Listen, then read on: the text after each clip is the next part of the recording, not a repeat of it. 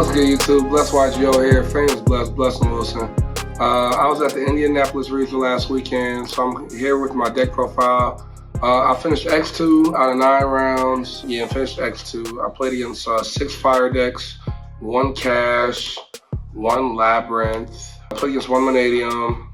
Yeah, so 6 fire decks, 1 cash, 1 lab, 1 vanadium. Yep, there you go, 9 decks. Yep, that was it. So lots of fire decks.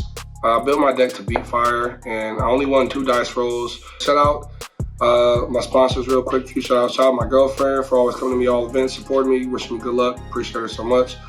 Shout out to my team WUNAX, Captain John Bird, sponsor. He's super lit. Love John, send me everywhere. Shout out to Dallas Bailey and the side deck gaming for letting me use all the cards whenever I need to for any event. Other than that, I'll get right into the deck profile real quick, and I'll talk about why I played this deck at a certain number and the cards I wish that I should have played. Yeah, so started off. So 1 Tragedy, 1 Mercurier, and I played the Nadir Servant package because I think it's the most consistent, superior package if you're trying to puppet lock your opponent, which is what I think you should be doing game 1 versus every single deck, even if you're playing it slow or a trap deck. The chances of you playing against it is very low. So I played 1 Maximus for the Nadir package, and then you played 1 Puppet. I still played Libitum. Some people cut him. I like him a lot because games you don't puppet or the games like you're going second, he's really good at helping break boards and bringing back Mirror Jace and going for game with Brandon and Red, so he's really good. 1 Albion, and then for the Bestial package, I played 1 Cyranoir, I played 1 Magnemite and 1 Rebellion.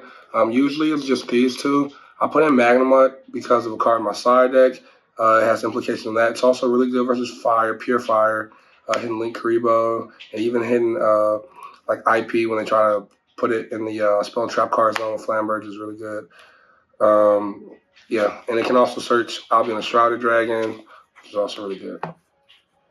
Then I only played 1 Quinn. You only need 1 of her. She's really good. She does everything you need her to. When you need her to, you shouldn't need more than 1 of her.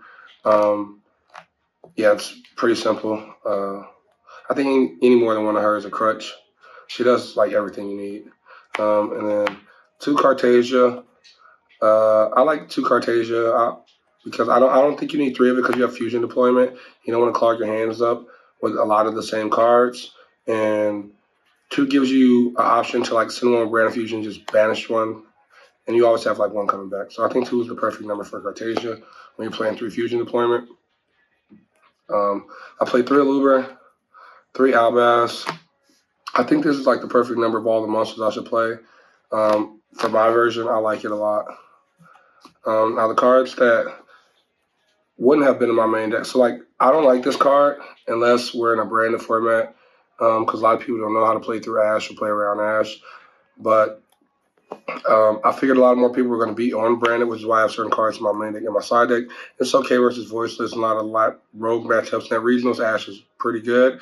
Except in the Fire format. I side this out versus Fire King Snake Eyes every game. Yeah, every time I was going first or second, I took this card out versus them because I never wanted to give them a hit target.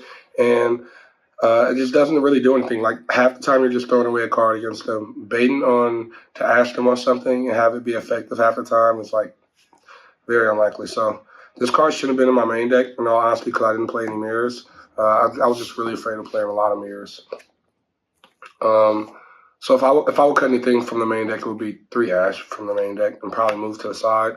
For the spells, 1 Call By, 1 Brandon Red, 1 Brandon Lost. Then I played 1 Talent. These are the only 1 of those spells I played. They're all power spells. I just want to play, I plan on going first, but you always want to have cards in your deck in case you're going second, especially if you're playing cards like Thrust. So I want to have Thrust be a very impactful card going first and second, so which is why the 1 Talent is in there. And also if you draw it, going first, it's all right if they hand trap you, but half the time people don't really stop you if they don't have Ash. So I didn't want to play more than 1 Talents. Then on top of the talents, I played 3 Thrust, so basically 4 talents. Thrust is just insane in this deck. It's like Cross Out.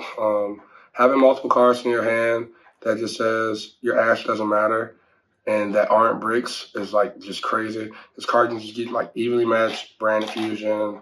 If you're going second, obviously, but if you're going first, you're just gonna go ahead and get fusion duplication half the time and just keep going with your turn. So like Carson saying, I think it's needed if you're playing pure branding, you're playing like a very low deck count. Then 3 droplet, part of my going second board breakers. I think it's probably the best board breaker going second right now. I don't really like hand traps. 3 opening, 3 brand fusion, 3 Nadir servant. This card's just brand fusion 2.0. Like, a lot of people see this card and they think they don't want to play it because Droll's in the format, but I literally will activate Nadir servant, add Maximus, and send Garura, right? And people would always Droll me on the Garura effect to draw, which is fine, because you still go banish, and then Maximus effect, send 2, and you still get to play the end phase, so it's fine. So like, they lost the card to hand rip, so it became like Nadir servant became hand rip for 1 and still combo, like under Droll, so it's really good. And then 3 fusion deployment. And I haven't released my deck, like, I've been playing this deck for a while. I haven't released it just because there were a few events coming up. I didn't want everybody to know my exact list. But play these 2 traps, and everybody can know the deck now because I'm not going anything anytime soon. Yeah, these 2 traps, card's insane. One first, best thrust target you can have in your deck. This card you can get it just searches brand fusion. This card is crazy. You won't understand what I mean when I say it searches brand fusion if you don't play the deck. So shouldn't have to explain that. I'll go into the extra deck next. Play double Granule. Yeah, it's broken. Double Albion. When you know like how to use this card's second effect and utilize it to your full potential, this card just becomes like even better. So it's like nuts. Especially like if I don't have to Nadir the puppet you turn on, like this card's nuts. Because it brings out Lulu. Now play 2 Mirror Jade. Now play 1 Lubellion. 1 Rembrandt. 1 Titanoclad. You summon this sometimes, and it's just like one of the best targets for Nadir. Albion, Dragostapelia. Summon this once versus Cash. It helped me win the game. It's the only time I summoned it all day. 1 Guardian Chimera. 1 Lulu. 1 Garura. And this is supposed to be a Masquerade to Blazing Dragon, but I gave it back to Guardian Games that let me borrow it. So appreciate you, Guardian Games. Make sure you guys are in Indiana and you check out their store too. So now I'm going to go to my side deck. 3 Phantasme.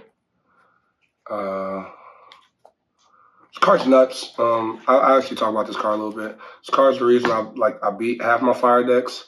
If you open 2 of this card versus fire, it's nuts. Unless 1 gets ashed, but then like it's still not bad because you're gonna put 1 on the back. So it's just I always want this card in my hand. Like I like this card in my hand over Nib going first versus fire decks because even if they have ash right turn 1, then this card becomes this card's effect becomes discard ash out of your opponent's hand and still resolve this card on your turn. So like it's crazy. So it's like another cross out. It's crazy. This card's just insane.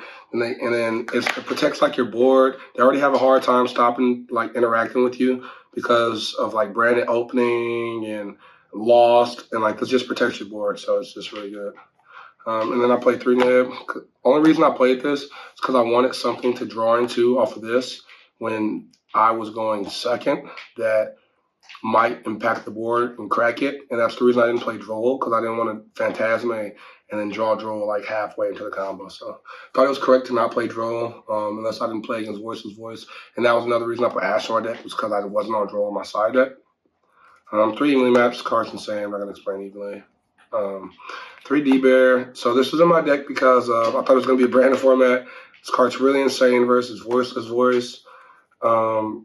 Vanadium decks. Yeah, so that was just a reason why I played D-Bear. Wasn't anything like people were late on. And then 3 Summon Limit. But again, I only finished X2. I got 17 plays, so I didn't top 8 this time, unfortunately. So no play mat this time. But I actually had a lot of fun this weekend.